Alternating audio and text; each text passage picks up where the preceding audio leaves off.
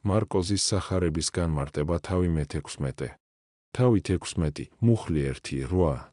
და ვითარცა გარდახტა შაბათი იგი, მარიამ მაგდალენელმა და მარიამ იაკობისმა და სალომე იყიდეს ნელსაცხებელი, რაითა მოვიდნენ და სცხონ მას. და ნიად განთიადსა მას ერთ შაბათისასა მოვიდეს საფლავსა მასზე და მერმეცა აღმოსვლასა ოდენ მზისასა. და იტყოდეს ურთიერთას, ვინ გარდაგვიგოროს ჩვენ ლოდი იგი კარისა მისგან საფლავისა. და მიჰხედეს და იხილეს, რამე თუ გარდაგორებულიყო ლოდი იგი, რომელი იყო დიდფრიად. და შედრაივიდეს საფლავსა მას, იხილეს ჭაბუკი მჯდომარე მარჯვენით კერძო, შემოსილი სამოსლითა სპეტაკითა და განჰკრთეს. ხოლო მან ჰრქვა მათ, ნუ განჰკრთებით. იესოს ეძიებთ ნაზარეველსა, ჯვარცუმულსა, აღდგა არა არსაკა.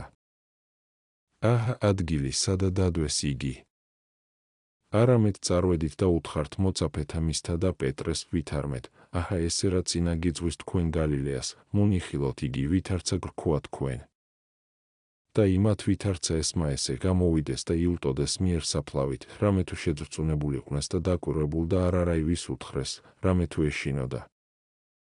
არაფერ დიდებულსა და იესოს ღვთაებრიობის შესაფერი სარზრახავენ ქალები, როდესაც სხედან სამარხთან და ყიდულობენ ნელსაცხებელს იმისთვის, რომ იუდაური ჩვეულების მიხედვით სცხონ. რამე თუ იგი კეთილსურნელოვანი იყოს და არ გამოსცემდეს უსიამოვნოს უმსხვრწნისაგან, არამედ ნელსაცხებელის ძალით, რომელიც აშრობდა და ისრუტავდა სხეულის სინოტოვეს, უვნებლად შეინახოს.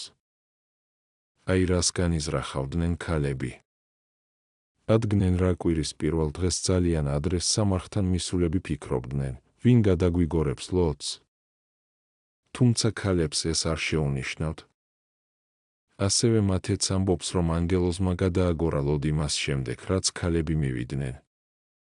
მაგრამ მარკოზი გაჩუმდა ამის შესახებ, რადგანაც მათემ უკვე თქვა, ვინ გადააგორა ლოდი. თუკი მათი ამბობს, რომ ანგელოზი ლოდზე იჯდა, ხოლო მარკოზი, რომ ქალებმა სამარხში შესვლის შემდეგ იხილეს იგი შიგნით მჯდომარე, ამან არ უნდა შეგვაწბუნოს. ვინაიდან მათ შეეძლოთ ეხილათ ანგელოზი გარეთაც ლოდზე მჯდომარე, როგორც მათესთანაა ნათქვამი, შეეძლოთ ეხილათ იგი აგრეთვე სამარხის შეიგნითაც, როგორც მათზე უწინ შესული იქ.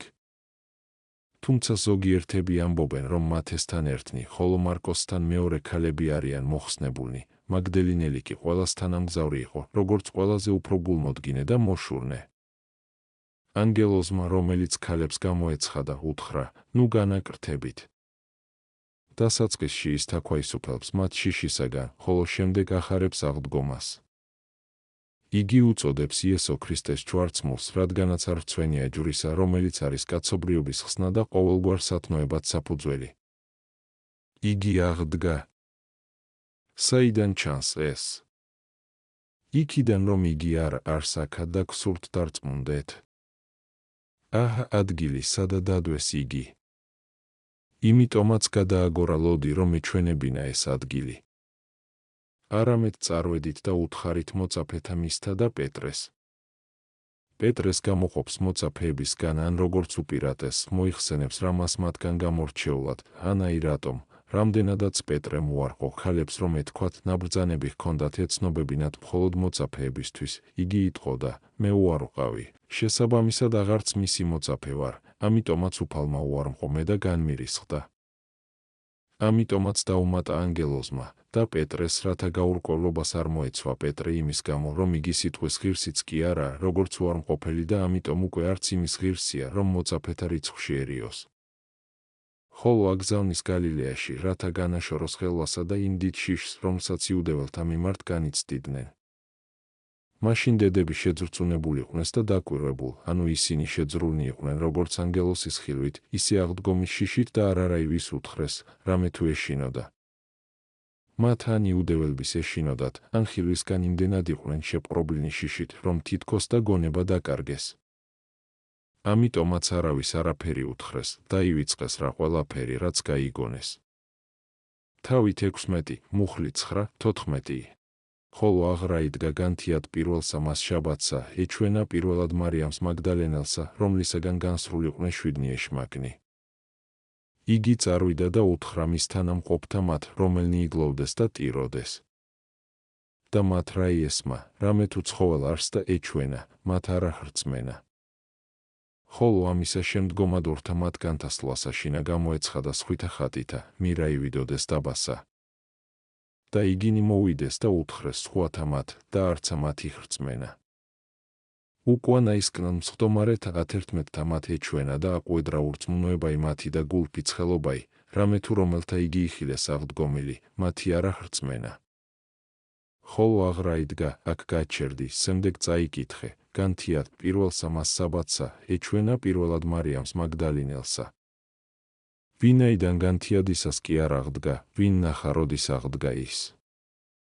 არამედ განთიადისას ეჩვენა, კვირა დღეს, რამე თუ ეს არის პირველი დღე შაბათისა ანუ შვიდეულისა.